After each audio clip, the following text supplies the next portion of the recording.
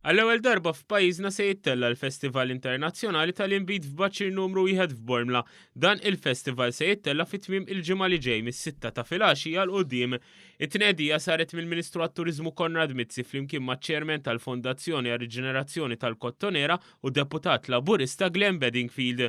Il-festival l-ewwel tax-xorta tiegħu se jikkonsisti f'aktar minn mit-tip ta' inbit li l-pubbliku jista' jduq.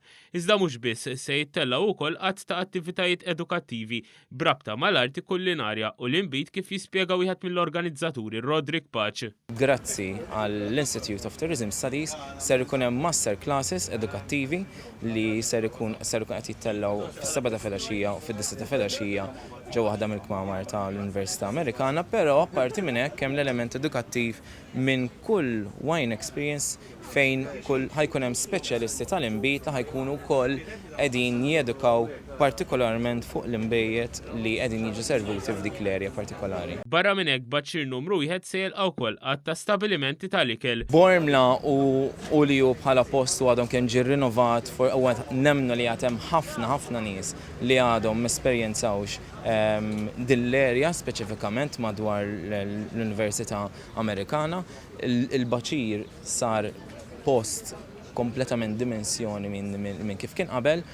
Id-deputat Glenn Bedingfield qal li dawn l-attivitajiet jagħmlu parti mir-reġenerazzjoni tal-Kottonera u se tittieħed kull opportunità biex jittellaw attivitajiet fosthom f'Baċir numru 1 li sa ftit ta' snin ilu ma kienx aċċessibbli għan-nies. Il-Ministru għat-Turiżmu Konrad Mizzi qal li l-Awtorità Maltija għat-Turiżmu qed tagħti s-sosten tagħha din l-attività qal li l-Gvern għaddej b'ħidma sfiqa fil-bliet tal-Kottonera bi proġetti ta' riġenerazzjoni. It-tnedija tal-festival kienet indirizzata wkoll mis-Sindku ta' Bormla Alison Zerafa Ċivelli u l-President ta' Reġjun Xlok Paolo Farrugia.